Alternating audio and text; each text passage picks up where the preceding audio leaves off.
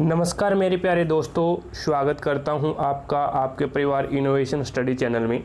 आशा करता हूं आप बढ़िया होंगे और आपकी तैयारी भी बढ़िया चल रही होगी। चलिए, बहुत बढ़िया। सभी दोस्तों गुड मॉर्निंग, सभी दोस्तों को राम राम, सभी दोस्तों को सत श्री अकाल भी।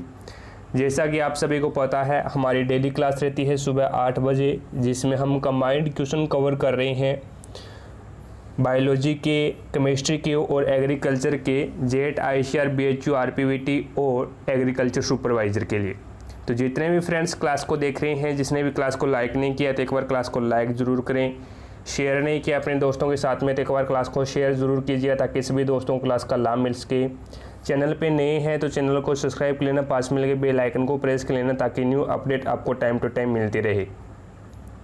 चलिए फ्रेंड्स, शुरू करते हैं। फर्स्ट नंबर क्वेश्चन देखो आपके सामने है। क्वेश्चन है, मछली का अध्ययन किस विज्ञान में किया जाता है? ऑप्शंस आपके सामने हैं, ऑर्निथोलॉजी, इक्थियोलॉजी, कॉन्कोलॉजी, ओंकोलॉजी। तो यहाँ पे फर्स्ट नंबर क्वेश्चन में आपका राइट आंसर होगा फ्रेंड्स, मछलियों का अध्ययन है वो इक्थियोलॉजी में किया जाता है, यानी बी ऑप्शन आपका यहाँ पे राइट आंसर होगा। B option is your right answer, ठीक है। ऑर्निथोलॉजी में पक्षियों का अध्ययन किया जाता है, इट्स ओके। और चिकित्सा विज्ञान में कैंसर व ट्यूमर का अध्ययन किया जाता है, इट्स ओके। अगला क्वेश्चन देखो भी, सेकंड क्वेश्चन आपके सामने है। फ्रीनोलॉजी में किसका अध्ययन किया जाता है? मानव सौंदर्य का अध्ययन, या फिर मस्तिष्क के विभिन्न आयामों का अध्ययन, या फिर नवजात शिशु का अध्ययन, या फिर रुधिर वाहिनी का अध्ययन। तो यहाँ पे फ्रीनोलॉजी में किसका अध्ययन किया जाता है? तो आपका राइट आंसर मस्तिष्क के विभिन्न आयामों का अध्ययन किया जाता है, बी ऑप्शन आपका यहाँ पे राइट आंसर होगा। रुधिर वाहिनियों का अध्ययन है वो एंजियोलॉजी में किया जाता है। रुधिर वाहिनियों का अध्ययन एंजियोलॉजी में किया जाता है। और बात करूँ नवजात शिशु का अध्ययन है वो नियोनेटोलॉजी में किया जाता है। नियोनेटोलॉजी में नवजात शिशु का अध्ययन किया जाता है। अगले क्वेश्चन पे लेके चलता हूँ। 3 नंबर क्वेश्चन देखिए अभी आपके सामने है। क्वेश्चन है, निम्नलिखित में से सुमेलित करना आपको यहाँ पे, ठीक है। चिंटी विज्ञान है, कर्मी विज्ञान है, सोपन विज्ञान है, कीट विज्ञान है, इन सभी को आपस में सुमेलित करना है। तो देखिएगा, चिंटी विज्ञान है। अब चिंटी विज्ञान में चिंटियों का अध्ययन किया जाता है, एकदम सही है, इसको सही सुमेलित ये हो जाएगा। कर्मी विज्ञान है, कर्मी विज्ञान में चपटे कर्मियों का अध्ययन किया जाता है, चपटे कर्मियों का अध्ययन किया जाता है। सोपन विज्ञान में सोपन संबंधी आयामों का अध्ययन किया जाता है। और कीट विज्ञान में कीट पतंगों का अध्ययन किया जाता है। इस प्रकार से ये सही सुमेलित हो जाएगा। 4 नंबर क्वेश्चन भी आपको यही करना है, सही सुमेलित करना है। जीवाश्मिकी में जीवाश्मों का अध्ययन किया जाता है, ठीक है। देन उसके बाद में अनुवांशिकी, अनुवांशिकी में यहाँ पे वसांगति का अध्ययन होगा फिर, ठीक है। अनुवांशिकी में वसांगति का अध्ययन हो जाएगा। देन उसके बाद में विकृतांग विज्ञान, विकृतांग विज्ञान में असामान्य अंगों की वृद्धि का अध्ययन किया जाता है। और सरोवर विज्ञान में तालाबों, झीलों और पोखरों का अध्ययन किया जाता है, वो सरोवर विज्ञान में किया जाता है। तो इसको इस प्रकार से सुमेलित कर देंगे अपन। नेक्स्ट क्वेश्चन पे लेके चलता हूँ। 5 नंबर क्वेश्चन देखो भी आपके सामने है। क्वेश्चन है, जीवन वृत्त का अध्ययन किस विज्ञान में किया जाता है? जीवन वृत्त का अध्ययन जाति वृत्त में, व्यक्ति वृत्त में, या फिर उद्विकास में, या फिर उपार्जित में। तो यहाँ पे आपका राइट आंसर हो फ्रेंड्स वो हो जाएगा व्यक्ति वृत्त में किया जाता है, ठीक है। बी ऑप्शन आपका राइट आंसर होगा। नेक्स्ट क्वेश्चन पे लेके चलता हूँ। नेक्स्ट क्वेश्चन देखिएगा, 6 नंबर क्वेश्चन आपके सामने है। क्वेश्चन है, निम्नलिखित में से सुमेलित करना आपको, सही सुमेलित। ऑर्निथोलॉजी में किसका अध्ययन किया जाता है? तो ऑर्निथोलॉजी में पक्षियों का अध्ययन किया जाता है, जस्ट ही हम पढ़ के आए हैं बैक वाले क्वेश्चन में। हिस्टोलॉजी में ऊतकों का अध्ययन किया जाता है, एकदम सही है। और ट्रोमेटोलॉजी में घावों का अध्ययन किया जाता है, एकदम सही है। और यहाँ पे ओंकोलॉजी में कैंसर संबंधी रोगों का अध्ययन किया जाता है, ये एकदम सही है। तो ये सही सुमेलित हो जाएगा। अगला क्वेश्चन देखो, 7 नंबर क्वेश्चन, मनुष्य के वातावरण को सुधारने में नस्ल सुधारना कहलाता है? यूजेनिक्स, जीवाश्म विज्ञान, यूथेनिक्स, या फिर उद्विकास। तो यहाँ पे 7 नंबर क्वेश्चन में आपका राइट आंसर होगा वो हो जाएगा यूथेनिक्स, यानी सी ऑप्शन आपका यहाँ पे राइट आंसर होगा। अगले क्वेश्चन पे लेके चलता हूँ। 8 नंबर क्वेश्चन देखो आपके सामने है। क्वेश्चन है, सुमेलित करना है इक्थियोलॉजी। अब इक्थियोलॉजी में मछलियों का अध्ययन किया जाता है, एकदम सही है। लेपिडेटेरियोलॉजी में अध्ययन किया जाता है तितलियों का, एकदम सही है। ये इस प्रकार से सुमेलित हो जाएगा। अगला है ओडोंटोलॉजी, ओडोंटोलॉजी में दांतों का अध्ययन किया जाता है। और बच गया एक ऑटोमोलॉजी, तो उसमें कीटों का अध्ययन किया जाता है। इस प्रकार से ये सही सुमेलित हो जाएगा। 9 नंबर क्वेश्चन देखो भी, इसमें भी आपको सही सुमेलित करना है। एपीकल्चर में मधुमक्खियों का अध्ययन किया जाता है, ठीक है। सेरीकल्चर में रेशम का अध्ययन किया जाता है, रेशम पालन का। डेमोग्राफी में, अब यहाँ पे डेमोग्राफी है तो डेमोग्राफी में जनसंख्या का अध्ययन किया जाएगा। और जेरोंटोलॉजी में वृद्धावस्था का अध्ययन किया जाएगा। ये इस प्रकार से सही सुमेलित हो जाएगा। चीज़ें साथ साथ में क्लियर हो रही होगी। तो जितने भी फ्रेंड्स क्लास को देख रहे हैं, क्लास को लाइक नहीं किया तो एक बार क्लास को लाइक जरूर करें, भी शेयर कीजिएगा अपने दोस्तों के साथ में। नेक्स्ट 10 नंबर क्वेश्चन देखो भी आपके सामने है, मायोलॉजी। मायोलॉजी में किसका अध्ययन किया जाता है? तो मांसपेशियों का अध्ययन मायोलॉजी में किया जाता है। जेरोंटोलॉजी में किसका अध्ययन किया जाता है? तो जेरोंटोलॉजी में शिशु का अध्ययन किया जाता है, शिशुओं का अध्ययन किया जाता है।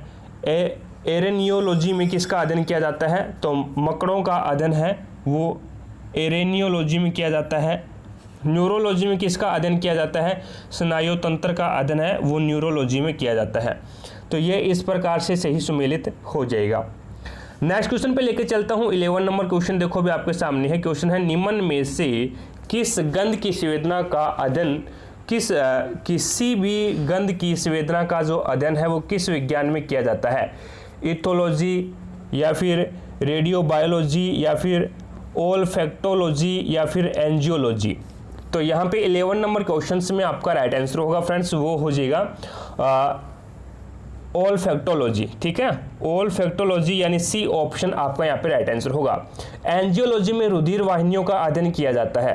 देन उसके बाद में अगर मैं बात करूँ इथोलॉजी, तो इथोलॉजी में जंतुओं के व्यवहार का अध्ययन है, वो इथोलॉजी में किया जाता है। और रेडियोबायोलॉजी में जीवों के विकिरण के प्रभाव का अध्ययन है, वो रेडियोबायोलॉजी में किया जाता है। अगले क्वेश्चन पे लेके चलता हूँ। 12 नंबर क्वेश्चन देखो भी आपका यहाँ पे ये बताना है सही सुमेलित नहीं है। कौन सा सही सुमेलित नहीं है? तो आपका राइट आंसर होगा कैरियोलॉजी। कैरियोलॉजी में कीट पतंगों का अध्ययन, ये सही सुमेलित नहीं है भी, क्योंकि कैरियोलॉजी में कोशिका के केंद्रक का अध्ययन किया जाता है। कोशिका के केंद्रक यानी न्यूक्लियस का अध्ययन है, वो कैरियोलॉजी में किया जाता है। तो सेकंड यानी बी ऑप्शन है वो आपका यहाँ पे राइट आंसर होगा, बाकी सारे के सही है। अगला क्वेश्चन देखो, वे जंतु जिसमें लाल रुधिर पाया जाता है क्या कहलाएंगे? लाल रुधिर पाया जाता है क्या कहलाते हैं? इनेइमा या फिर एनेइमा या फिर ए व बी दोनों या फिर इनमें से कोई नहीं? तो आपका राइट आंसर होगा इनेइमा। क्या कहलाता है? इनेइमा, यानी ए ऑप्शन आपका यहाँ पे राइट आंसर होगा। वे जंतु जिसमें लाल रुधिर होता है उन्हें इनेइमा कहते हैं। और इनमें केवल कशेरुकी जंतु ही पाए जाते हैं, कशेरुकी जो जंतु है वो ही पाए जाते हैं। तथा वे जंतु जिसमें लाल रुधिर नहीं पाया जाता उसे एनेइमा बोला जाता है, ठीक है। जिसमें लाल रुधिर पाया जाता है उसे इनेइमा, और लाल रुधिर नहीं पाया जाता उसे एनेइमा, ठीक है। नेक्स्ट क्वेश्चन पे लेके चलता हूँ। 14 नंबर क्वेश्चन देखो, जरायुज कहलाते हैं अंडे देने वाले, बच्चे देने वाले, दोनों या फिर इनमें से कोई नहीं? तो 14 नंबर क्वेश्चन में आपका राइट आंसर होगा जरायुज है, वो बच्चे देने वाले जरायुज कहलाते हैं। जैसे मनुष्य है, पशु है, अन्य स्तनी है, तथा अंडे देने वाले अंडयुज कहलाते हैं। जिस प्रकार से मछलियाँ हैं, उभयचर है, सांप है, ठीक है, और अन्य सरीसृप पक्षी हैं, ये सारे के सारे अंडयुज के अंतर्गत आ जाते हैं। अगला क्वेश्चन देखो भी 15 नंबर क्वेश्चन पे लेके चलता हूँ। 15 नंबर क्वेश्चन आपके सामने है। क्वेश्चन है, जीवों को कितने जगत में बांटा गया है? जीवों को कितने जगत में बांटा गया है? ऑप्शंस आपके सामने 2, 3, 5 या फिर 6। तो 15 नंबर क्वेश्चन में आपका राइट आंसर होगा फ्रेंड्स, वो हो जाएगा जीवों को हमने 5 जगत में बांटा है, 5 जगत में बांटा गया है। सी ऑप्शन आपका यहाँ पे राइट आंसर होगा। पहला जगत हो जाएगा मोनेरा, दूसरा प्रोटिस्टा, कवक, पादप और जंतु, ठीक है। इन 5 जगत में बांटा गया है। अगला क्वेश्चन पे लेके चलता हूँ। 16 नंबर क्वेश्चन देखो आपके सामने। क्वेश्चन है, जंतु जगत अर्थात मेटाजोआ को कितने भागों में बांटा गया है? जंतु जगत अर्थात मेटाजोआ को कितने भागों में बांटा गया है? 2, 3, 4, 5।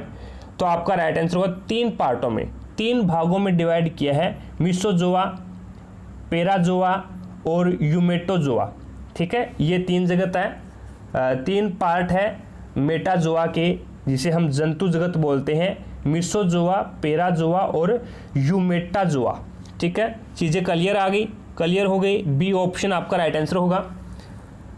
अगला क्वेश्चन देखो, निम्न में से किसे प्रोटिस्टा तथा मेटाजोआ की संयोजक कड़ी के रूप में जाना जाता है? मेटाजोआ तथा प्रोटिस्टा की संयोजक कड़ी के रूप में जाना जाता है, मिसोजोआ, पेराजोआ, यूमेटाजोआ या फिर ऑल ऑफ दीज। तो आपका राइट आंसर होगा फ्रेंड्स वो हो जाएगा मिसोजोआ बोला जाता है। ठीक है, ए ऑप्शन आपका यहाँ पे राइट आंसर होगा। निम्न में से किसे प्रोटिस्टा तथा मेटाजोआ की संयोजक कड़ी के रूप में जाना जाता है? तो मिसोजोआ आपका राइट आंसर होगा। अगले क्वेश्चन पे लेके चलता हूँ। 18 नंबर क्वेश्चन देखो आपके सामने है। क्वेश्चन है, सममिति के आधार पर विकसित जंतुओं की शरीर सममिति कैसी होती है? सममिति के आधार पर विकसित जंतुओं की शरीर सममिति कैसी होती है? रेडिएटा, बाइलेटरिया, ए व बी दोनों, इनमें से कोई नहीं। तो यहाँ पे आपका राइट आंसर फ्रेंड्स वो हो जाएगा बाइलेटरिया। ठीक है, बी ऑप्शन आपका यहाँ पे राइट आंसर होगा, बाइलेटरिया।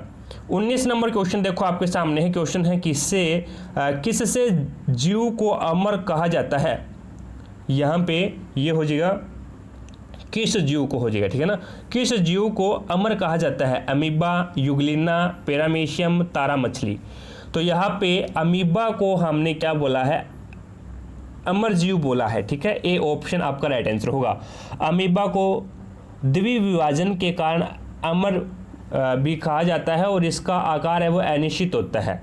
इसके शरीर के चारों ओर प्लाज्मा लेमा नामक झिल्ली होती है। प्लाज्मा मेम्ब्रेन नामक झिल्ली पाई जाती है शरीर के चारों ओर। अगले क्वेश्चन पे लेके चलता हूँ। 20 नंबर क्वेश्चन देखो आपके सामने है। क्वेश्चन है, अमीबा पेचिस किसके कारण होता है? अमीबा के कारण, या फिर एंट अमीबा हिस्टोलिटिका के कारण, या फिर युगलिना के कारण, या फिर हाइड्रा के कारण। तो आपका राइट आंसर होगा एंट अमीबा हिस्टोलिटिका के कारण, यानी बी ऑप्शन आपका यहाँ पे राइट आंसर होगा। यह मनुष्य की बड़ी आंत में पाया जाने वाला एक परजीवी होता है। एंट अमीबा हिस्टोलिटिका है वो मनुष्य की बड़ी आंत में पाया जाने वाला एक परजीवी होता है, जिसके कारण पेचिस नामक रोग होता है और ये आंत की श्लेष्मा के घाव कर देता है। ठीक है ना, ये आंत की श्लेष्मा में घाव कर देता है, जिससे पेट में दर्द, मरोड़े एवं ऐंठन होती है और तथा मल के साथ क्या है, खून आने लगता है। अगले क्वेश्चन पे लेके चलता हूँ। 21 नंबर क्वेश्चन देखिएगा आपके सामने है। क्वेश्चन है, किस वैज्ञानिक ने सर्वप्रथम आवर्त सारणी का निर्माण किया था? ऐसा कौन सा वैज्ञानिक था जिन्होंने सर्वप्रथम आवर्त सारणी जो कि टेबल है उसका निर्माण किया था? ऑप्शंस आपके सामने हैं, मोसले, मेंडलीफ, डाल्टन, रदरफोर्ड। बताइएगा 21 नंबर क्वेश्चंस में आपका राइट आंसर क्या रहेगा? तो यहाँ पे आपका राइट आंसर फ्रेंड्स वो हो जाएगा मेंडलीफ ने, यानी बी ऑप्शन आपका यहाँ पे राइट आंसर होगा। मेंडलीफ ने आवर्त सारणी का निर्माण किया था। आधुनिक आवर्त सारणी का प्रतिपादन किसने किया था? न्यूलैंड्स ने, डोबरेनर ने, या फिर मेंडलीफ ने, या फिर मोसले ने? तो 22 नंबर क्वेश्चंस में आपका राइट आंसर होगा फ्रेंड्स वो हो जाएगा मोसले ने आधुनिक आवर्त सारणी का निर्माण किया था। अगले क्वेश्चन पे लेके चलता हूं। 23 नंबर क्वेश्चन देखो आपके सामने है। क्वेश्चन है, मेंडलीफ की आवर्त सारणी में तत्वों के वर्गीकरण का आधार है परमाणु द्रव्यमान, परमाणु संख्या, परमाणु आयतन, परमाणु घनत्व। तो आपका राइट आंसर होगा फ्रेंड्स वो हो जाएगा मेंडलीफ की आवर्त सारणी में जो तत्वों का वर्गीकरण किया गया है वो परमाणु द्रव्यमान के आधार पर किया गया है। ए ऑप्शन आपका राइट आंसर होगा। आधुनिक आवर्त सारणी में तत्वों का वर्गीकरण का आधार क्या है, बेस क्या है? परमाणु संख्या, परमाणु द्रव्यमान, परमाणु आयतन, परमाणु घनत्व। तो आपका राइट आंसर हो फ्रेंड्स वो हो जाएगा परमाणु संख्या। आधुनिक में परमाणु संख्या, थोड़ा सा कंफ्यूज मत हो जाना, यहाँ पे डाउट क्वेश्चंस रहते हैं। जो मेंडलीफ की जो आवर्त सारणी थी उसमें तो परमाणु द्रव्यमान है, और जो आधुनिक आवर्त सारणी है उसमें तत्वों का वर्गीकरण है वो परमाणु संख्या पे किया गया है। ठीक है, अगले क्वेश्चन पे लेके चलता हूँ। 25 नंबर क्वेश्चन देखो आपके सामने है। आवर्त सारणी के उदग्र स्तंभों को क्या कहते हैं? आवर्त सारणी के उदग्र स्तंभों को क्या बोला जाता है? आवर्त, वर्ग, विद्युत रासायनिक क्रम या फिर अधातु। तो उसे हम वर्ग बोलते हैं भी, ठीक है। बी ऑप्शन आपका यहाँ पे राइट आंसर होगा। अगला क्वेश्चन देखो, आवर्त सारणी के क्षैतिज स्तंभों को कहते हैं, क्षैतिज स्तंभों को क्या बोला जाता है? आवर्त, वर्ग, विद्युत रासायनिक क्रम, अधातु। तो आपका राइट आंसर होगा क्षैतिज जो स्तंभ होते हैं उन्हें हम आवर्त बोलते हैं। ए ऑप्शन आपका राइट आंसर होगा, क्षैतिज स्तंभों को। आधुनिक आवर्त सारणी में वर्गों की कुल संख्या कितनी है? वर्ग कितने हैं? 7, 9 या फिर 16 या फिर 18? तो आपका यहाँ पे राइट आंसर होगा फ्रेंड्स, वो हो जाएगा 18 है। डी ऑप्शन आपका राइट आंसर होगा। आधुनिक आवर्त सारणी में आवर्तों की कुल संख्या बताओ भी, आवर्तों की कुल संख्या कितनी है? 5, 7, 9 या फिर 16? तो आपका राइट आंसर होगा फ्रेंड्स, वो हो जाएगा 7 है, ठीक है। आधुनिक जो आवर्त सारणी है उसमें आवर्तों की संख्या 7 है और यहाँ पे वर्गों की संख्या है वो 18 वर्ग है और 7 आवर्त है, ठीक है। अगला क्वेश्चन देखो, आधुनिक आवर्त सारणी में तत्वों को व्यवस्थित किया गया है घटते हुए परमाणु भार में, बढ़ते हुए परमाणु भार में, या फिर बढ़ते हुए परमाणु आयतन में, या फिर बढ़ते हुए परमाणु संख्या में। तो 29 नंबर क्वेश्चन में आपका राइट आंसर होगा बढ़ते हुए परमाणु संख्या में, ठीक है। बढ़ते हुए परमाणु संख्या में, डी ऑप्शन आपका राइट आंसर होगा। 30 नंबर क्वेश्चन देखो अभी आपके सामने है। क्वेश्चन है आधुनिक आवर्त नियम के प्रवर्तक हैं मोसले, मेंडलीफ, अवोगाद्रो, डाल्टन। तो 30 नंबर क्वेश्चन में आपका राइट आंसर होगा फ्रेंड्स, आधुनिक आवर्त नियम के प्रवर्तक कौन है? तो आपका राइट आंसर होगा वो हो जाएगा मोसले है, यानी ए ऑप्शन आपका यहाँ पे राइट आंसर होगा। 31 नंबर क्वेश्चन पे लेके चलता हूँ। 31 नंबर क्वेश्चन देखो आपके सामने है। क्वेश्चन है तत्वों की आवर्त सारणी का जनक कौन है? तत्वों की आवर्त सारणी का जनक कौन है?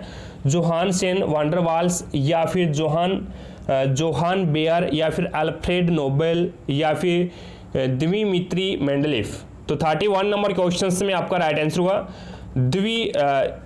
दिमित्री मेंडलीफ, यानी डी ऑप्शन आपका यहाँ पे राइट आंसर होगा।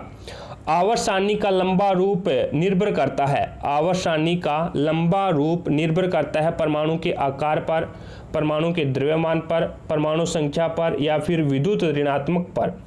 तो 32 नंबर क्वेश्चन में आपका राइट आंसर होगा परमाणु संख्या पर। आवर्त सारणी का लंबा रूप निर्भर करता है तो परमाणु संख्या पर निर्भर करता है, यानी सी ऑप्शन आपका यहाँ पे राइट आंसर होगा। 33 नंबर क्वेश्चन पे लेके चलता हूँ। 33 नंबर क्वेश्चन देखिए आपके सामने है। क्वेश्चन है निम्न में से किस एक पर आधुनिक आवर्त सारणी आधारित है? परमाणु आयतन पर, परमाणु संख्या पर, परमाणु भार पर, या फिर परमाणु आकार पर। तो 33 नंबर क्वेश्चन में आपका राइट आंसर होगा परमाणु संख्या पर आधारित है, यानी बी ऑप्शन आपका यहाँ पे राइट आंसर होगा। तत्वों के भौतिक और रासायनिक गुण उनकी परमाणु संख्या के आवर्त फलन होते हैं, यह नियम किसने प्रतिपादित किया था? मेंडलीफ ने, मोसले ने, न्यूलैंड्स ने, या फिर रदरफोर्ड ने? बताइएगा 34 नंबर क्वेश्चन में आपका राइट आंसर क्या रहेगा? तो आपका राइट आंसर होगा मोसले ने, यानी बी ऑप्शन आपका यहाँ पे राइट आंसर होगा। 35 नंबर क्वेश्चन पे लेके चलता हूँ। अक्रिय तत्वों किस समूह के सदस्य हैं? शून्य समूह के, या फिर 7th समूह के, या फिर 8th के, या फिर आई के, यानी फर्स्ट समूह के, फर्स्ट ए समूह के। तो यहाँ पे 35 नंबर क्वेश्चंस में आपका राइट आंसर होगा वो हो जाएगा अक्रिय तत्व है वो शून्य समूह के तत्व है भी, ठीक है, शून्य समूह के तत्व है। ए ऑप्शन आपका राइट आंसर होगा। अगला क्वेश्चन देखिएगा 36 नंबर क्वेश्चन आपके सामने है। क्वेश्चन है क्षार धातुओं को आवर्त सारणी में किस समूह में रखा गया है? तो फर्स्ट ए में, फर्स्ट बी में, सेकंड बी में, या फिर थर्ड बी में? तो 36 नंबर क्वेश्चन में आपका राइट आंसर होगा फर्स्ट ए में क्षार धातुओं को रखा गया है, फर्स्ट ए में, ठीक है। अगला क्वेश्चन देखो किस समूह के तत्वों को सिक्का धातु कहा जाता है? सिक्का धातु किसे बोला जाता है? First a, first b, second a, या फिर थर्ड ए? तो आपका राइट आंसर होगा फ्रेंड्स वो हो जाएगा फर्स्ट बी को सिक्का धातु कहा जाता है।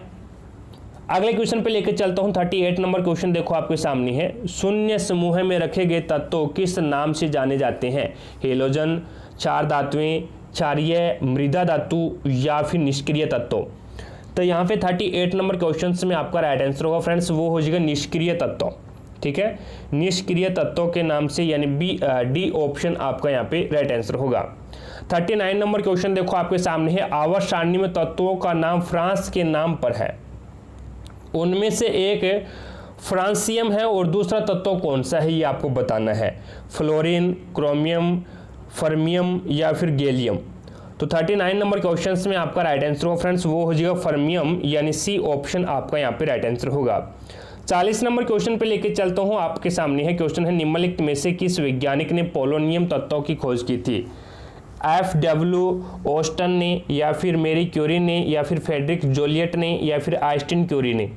तो 40 नंबर क्वेश्चन में आपका राइट आंसर हो फ्रेंड्स, वो हो जाएगा मैरी क्यूरी ने पोलोनियम तत्वों की खोज की थी, बी ऑप्शन आपका यहाँ पे राइट आंसर होगा। अगला क्वेश्चन देखिएगा, 41 नंबर क्वेश्चन से आपके सामने है, क्वेश्चन है मेट्राइटिस किस अंग का रोग है, मेट्राइटिस है वो किस अंग का रोग है ये आपको बताना है। ऑप्शंस आपके सामने हैं, ऑप्शंस है जनन अंग का, अयन व थनों का, या फिर पूंछ का, या फिर फेफड़ों का, बताइएगा। 41 नंबर क्वेश्चंस में आंसर दीजिएगा, आपका राइट आंसर क्या रहेगा अभी। जो मेट्राइटिस है वो किस अंग का रोग है।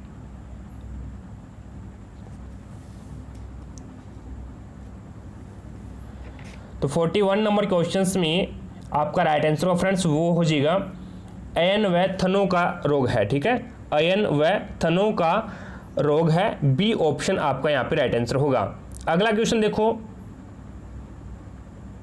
सॉरी यहाँ पे 41 नंबर क्वेश्चंस देखो भी दोबारा देखिए, 41 नंबर क्वेश्चन है, मेट्राइटिस है वो किस अंग का रोग है, तो जनन अंग का रोग है ये। ठीक है, जनन अंगों का रोग है। और अगला क्वेश्चन है मेस्टाइटिस, मेस्टाइटिस किस अंग का रोग है, तो ये अयन व थनों का है। यहाँ पे कंफ्यूज मत हो जाना। ठीक है, एक तो है मेट्राइटिस जो कि जनन अंगों का रोग है, और एक है मेस्टाइटिस, ये अयन व थनों का रोग हो जाएगा। अगला क्वेश्चन देखो, 43 नंबर क्वेश्चन आपके सामने है, पाइला रोग किस तत्वों की कमी से होता है, पाइला रोग है वो किस तत्वों की कमी से होता है, ऑप्शंस आपके सामने हैं। तो 43 नंबर क्वेश्चंस में आपका राइट आंसर हो फ्रेंड्स, वो हो जाएगा फास्फोरस की कमी से होता है, यानी बी ए ऑप्शन आपका यहाँ पे राइट आंसर होगा। अगले क्वेश्चन पे लेके चलता हूँ, नेक्स्ट क्वेश्चन देखिएगा आपके सामने है, 44 नंबर क्वेश्चन देखो, पशु के बच्चा देने के तुरंत बाद अयन से प्राप्त पदार्थ को कहते हैं, खीस, पानी, दूध, दही। तो आपका यहाँ पे राइट आंसर होगा फ्रेंड्स, वो हो जाएगा खीस बोला जाता है, ए ऑप्शन आपका राइट आंसर होगा। अगला क्वेश्चन देखो, साथ साथ में क्लास को लाइक और शेयर करते रहिएगा अपने दोस्तों के साथ में। चैनल पे नए हैं तो चैनल को सब्सक्राइब कर लेना भाई, पास में लगे बेल आइकन को भी प्रेस कर लेना, ताकि आपकी जैसे ही क्लासें लगे तो उसका नोटिफिकेशन सबसे पहले आपके पास पहुंच जाए और आप तुरंत उसका लाभ उठा सको। दूध जवर में पशु का तापमान, दूध जवर में पशु का तापमान 99 से 100 डिग्री फ़ारेनहाइट, 101 से 103 डिग्री फ़ारेनहाइट, 103 से 105 डिग्री फ़ारेनहाइट, या फिर 106 से 108 डिग्री फ़ारेनहाइट। तो आपका राइट आंसर होगा 149 नंबर क्वेश्चन में, वो हो जाएगा 99 से 100 डिग्री फ़ारेनहाइट इसका तापमान होता है। प्रथम प्रजनन के समय बच्चिया का वांछनीय शरीर का भार होना चाहिए 180 से 200 किलो, 250 से 270 किलो, 350 से 370 किलो, 450 से 450 किलो। तो 46 नंबर क्वेश्चन में आपका राइट आंसर होगा, प्रथम प्रजनन के समय जो बच्चिया का वांछनीय शरीर का भार होना चाहिए वो 250 से 270 किलो होना चाहिए, बी ऑप्शन आपका यहाँ पे राइट आंसर होगा। अगला क्वेश्चन देखो, लैक्टोमीटर पर रीडिंग का अंतर होता है 0 से 20, 0 से 10, 0 से 40, 0 से 60, या फिर 0 से 100। तो 0 से 40 होता है अभी। ठीक है, 0 से 40 होता है। खीस गर्म करने पर फट जाता है क्योंकि इसमें मात्रा अधिक होती है वसा की, कैसिन की, केरोटिन की, एल्बुमिन एवं ग्लोबुलिन की। तो आपका राइट आंसर होगा वो हो जाएगा एल्बुमिन और ग्लोबुलिन की। ठीक है, डी ऑप्शन आपका यहाँ पे राइट आंसर होगा। 49 नंबर क्वेश्चन देखो आपके सामने है, क्वेश्चन है ज्वार में HCN की मात्रा किस अवस्था में सर्वाधिक होती है, भुट्टा निकालते समय, या फिर दाना बनते समय, या फिर अंकुरण के समय, या फिर घुटने की अवस्था में। तो आपका यहाँ पे राइट आंसर होगा फ्रेंड्स वो हो जाएगा घुटने की अवस्था में HCN की मात्रा है वो ज्वार में सबसे ज़्यादा होती है, यानी डी ऑप्शन आपका यहाँ पे राइट आंसर होगा। 50 नंबर क्वेश्चन देखो आपके सामने है। क्वेश्चन है भैंस के दूध में वसा का कानूनी मानक क्या है। कानूनी मानक क्या है? 2%, 4%, 6% या फिर 8%। तो आपका राइट आंसर होगा फ्रेंड्स वो हो जाएगा 6%, यानी सी ऑप्शन आपका यहाँ पे राइट आंसर होगा। अगला क्वेश्चन देखो, जुगाली करने वाले पशुओं में अमाशय का कौन सा भाग चारे को संग्रहित करता है? र्यूमन, रेटिकुलम, ओमेजम या फिर अब्बामेजम। तो 51 नंबर क्वेश्चन में आपका राइट आंसर होगा फ्रेंड्स वो हो जाएगा यहाँ पे 51 नंबर, जुगाली करने वाले पशुओं में अमाशय का कौन सा भाग चारे को संग्रहित करता है? तो र्यूमन भाग है वो यहाँ पे विकसित करता है, यानी संग्रहित करता है। ए ऑप्शन आपका राइट आंसर होगा। 52 नंबर क्वेश्चन देखो आपके सामने है। क्वेश्चन है भैंस में अधिक दूध प्राप्ति के लिए कौन सा हरा चारा उपयुक्त होता है? कौन सा हरा चारा उपयुक्त होता है? ज्वार, जई, बाजरा, बरसीम। तो 52 नंबर क्वेश्चन में आपका राइट आंसर होगा फ्रेंड्स वो हो जाएगा बरसीम, यानी डी ऑप्शन आपका यहाँ पे राइट आंसर होगा। अगला क्वेश्चन देखो, केलफ में पेट का कौन सा भाग सबसे अधिक विकसित होता है? र्यूमन, रेटिकुलम या फिर ओमेजम या फिर अब्बोमेजम। तो आपका राइट आंसर होगा वो हो जाएगा अब्बोमेजम। पेट का अब्बोमेजम भाग है वो अधिक विकसित होगा। 54 नंबर क्वेश्चन देखो आपके सामने है। सूर्य का गर्भकाल आपको बताना है 114 दिन, 214 दिन, 87 दिन या फिर 365 दिन। तो आपका राइट आंसर होगा 114 दिन, यानी ए ऑप्शन आपका यहाँ पे राइट आंसर होगा। अगला क्वेश्चन देखो भी 55 नंबर क्वेश्चन आपके सामने है। दूध के बर्तनों की सफाई के दोवन का गुण क्या होना चाहिए? दूध के बर्तनों की सफाई के दोवन का गुण क्या होना चाहिए? अम्लीय हल्का, क्षारीय हल्का, तीक्ष्ण व विषैला या फिर उपरोक्त सभी। तो आपका राइट आंसर होगा वो हो जाएगा क्षारीय हल्का, यानी बी ऑप्शन आपका यहाँ पे राइट आंसर होगा। अगला क्वेश्चन देखो 56 नंबर क्वेश्चन आपके सामने है। वसा परिरक्षण में गर्बर अपकेंद्री यंत्र की गति प्रति मिनट क्या होती है? वसा परिरक्षण में गर्बर अपकेंद्री यंत्र का गति है वो प्रति मिनट क्या होती है? 1100 आरपीएम, 2100 आरपीएम, 600 आरपीएम या फिर 1600 आरपीएम। तो 1100 आरपीएम होती है, ठीक है। इसकी गति प्रति मिनट है वो 1100 आरपीएम होती है। अगले क्वेश्चन पे लेके चलता हूँ। 57 नंबर क्वेश्चन देखो, ब्रुसेलोसिस बीमारी से बचाव के लिए टीकाकरण की उपयुक्त आयु 2 माह है, 6 माह है, 12 माह है या फिर 22 माह है। तो आपका राइट आंसर होगा वो हो जाएगा 6 माह है, यानी बी ऑप्शन आपका राइट आंसर होगा। भैंस की सबसे बड़ी एवं भारी नस्ल है? भदावरी, जाफराबादी, मुर्रा, कांकरेज। तो 58 नंबर क्वेश्चन में आपका राइट आंसर होगा फ्रेंड्स वो हो जाएगा जाफराबादी, यानी बी ऑप्शन आपका यहाँ पे राइट आंसर होगा। अगले क्वेश्चन पे लेके चलता हूँ। 59 नंबर क्वेश्चन देखो, निम्न में से पंच कल्याणी या फिर पंजाबी भैंस, पंच कल्याणी को कौन सी भैंस बोलते हैं? पंजाबी भैंस किस नस्ल की भैंस को कहा जाता है? भदावरी को, नीली रावी को, मुर्रा को या फिर बिट्टल को। तो आपका राइट आंसर होगा नीली रावी को बोला जाता है, ठीक है। नीली रावी को पंच कल्याणी या फिर पंजाबी भैंस है वो नीली रावी नस्ल की भैंस को बोला जाता है। अगला क्वेश्चन देखो 60 नंबर क्वेश्चन आपके सामने है। क्वेश्चन है भारत में गाय की कुल कितनी देसी नस्लें पाई जाती है? कुल कितनी देसी नस्लें पाई जाती है? 16, 33, 43, 184। तो भारत में गाय की कुल 43 देसी नस्लें पाई जाती है, 46 नहीं है, ये 43 है अभी यहाँ पे, ठीक है। 43 कर लीजिएगा, 43 नस्लें हैं वो पाई जाती है, यानी सी ऑप्शन आपका यहाँ पे राइट आंसर होगा। तो आशा करता हूँ फ्रेंड्स आज की क्लास में हमने 60 क्वेश्चन कवर किए हैं। सभी क्वेश्चंस आपको समझ में आ गए होंगे। अगर फिर भी कोई भी क्वेश्चन में आपको डाउट लगती है तो मुझे कमेंट सेक्शन में कमेंट जरूर करें, आपकी डाउट को क्लियर किया जाएगा। क्लास पसंद आई है तो दिल से लाइक करना दोस्तों, वो ज़्यादा से ज़्यादा शेयर भी कीजिएगा अपने दोस्तों के साथ में, ताकि सभी दोस्तों को क्लास का लाभ मिल सके, सभी दोस्त जुड़े, पढ़ने और पढ़ाने का भी मजा आए भी, ठीक है ना। चैनल पे नए हैं तो चैनल को सब्सक्राइब कर लेना, पास में लगे बेल आइकन को प्रेस कर लेना, ताकि न्यू अपडेट आपको टाइम टू टाइम मिलती रहे। जैसे ही क्लासें लगे तो उसका नोटिफिकेशन सबसे पहले आपके पास पहुंच जाए और आप तुरंत उसका लाभ उठा सको। तो आज की क्लास में इतना ही फ्रेंड्स, मिलेंगे हम नेक्स्ट क्लास में, तब तक के लिए जय हिंद, जय भारत।